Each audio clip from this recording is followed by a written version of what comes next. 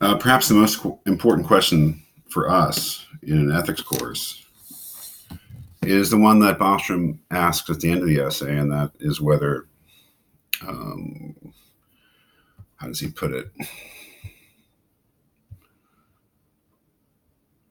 Should development be delayed or accelerated?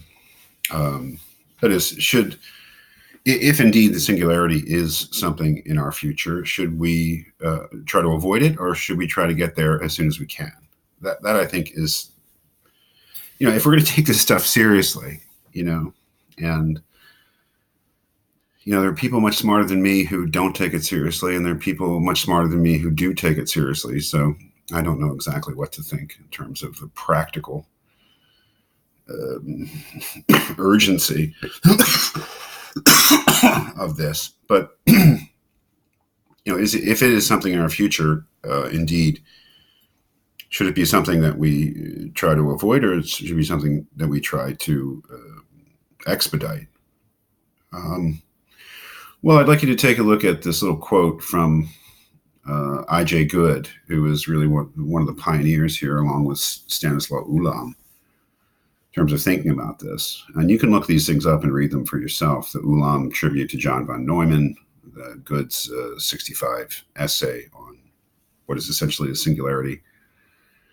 The Good set out the parameters of this thing in a way that have been very, very lasting, very, very influential. But another thing that he says in that essay, as I remember, is that we really need this ultra intelligent machine. He said that in 1965, during, really the height of the Cold War between the Soviet Union and the West, especially America. And I think he was thinking of the dangers of nuclear weapons, which are, of course, still with us. And I think his thought was that we need an ultra intelligent machine to solve that problem of human survival.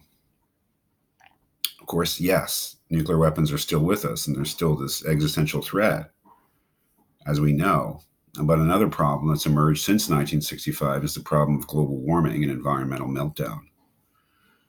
What is sort of benignly called by the news media now climate change, in an attempt by the right wing and corporations, fossil fuel dependent corporations, to make the whole thing more palatable, which of course it's not. Climate change is global warming, and global warming means incredible threats to human global civilization.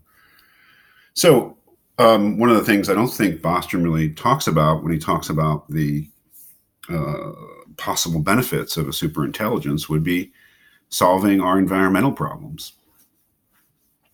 I think that an argument could definitely be made, a contemporary argument, that would be the number one candidate for a benefit of a superintelligence, is helping us somehow come to some acceptable solution to the fact that we live in a warming planet, and that will disrupt all sorts of things having to do with global weather patterns, sea levels, species extinction, agriculture, just all the list of just terrible problems associated with global warming.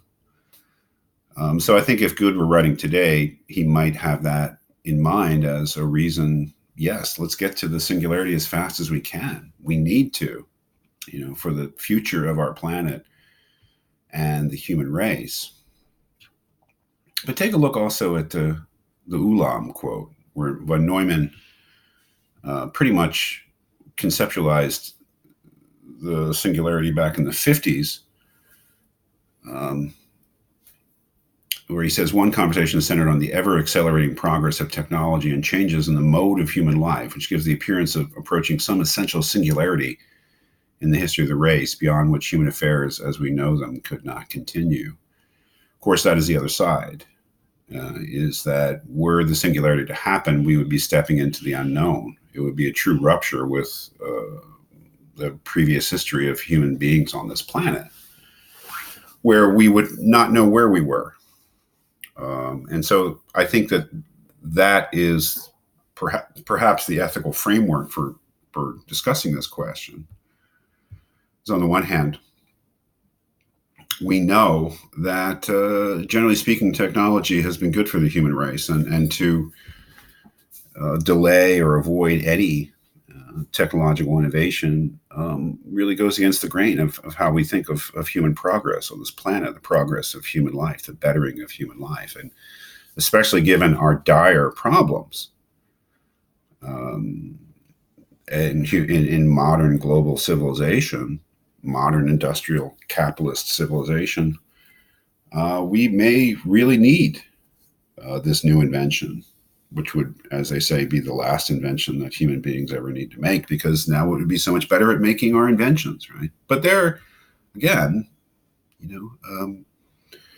what would Jonas say? I don't know what Jonas would say. Jonas is not here. I wish he were. Um, he would say that it would be a terrible, that the effects of this could just be so terrible on the conditions of human life that we should not do it, because we simply cannot. And I think Bostrom would have to admit that we cannot predict the ramifications. We cannot predict the consequences. One of the things that he says is very Jonasian, where he says, right.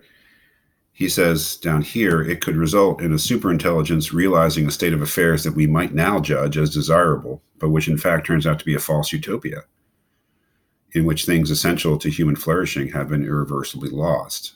That is a definite possibility, and good for Bostrom for admitting it. As he says, we need to be careful about what we wish for from a superintelligence, because we might get it. That is, again, we cannot predict, we cannot anticipate how a superintelligence might think.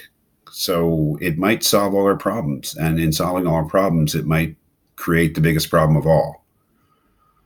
That is, we might solve all our technological problems, but as he says, the things essential to human flourishing have been irreversibly lost. For instance, I'll just take at random one of the possible changes in mind uploading, which is kind of a goofy, speculative thing. But what if you could upload a human mind into some sort of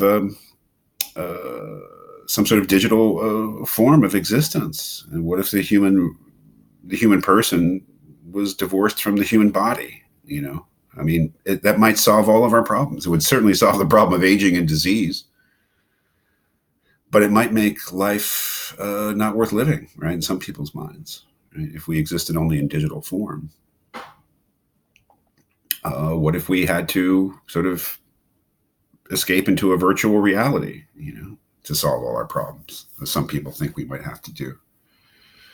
Might that take away the whole point of human life? We don't. These are speculations, because we can't really imagine what it would be like in that situation. So, I would say that there's no definite answer to the question of whether we should accelerate or delay the arrival of something like a superintelligence, a singularity. That the utilitarian answers, the Kantian answers, the Jonasian answers are all really kind of unclear.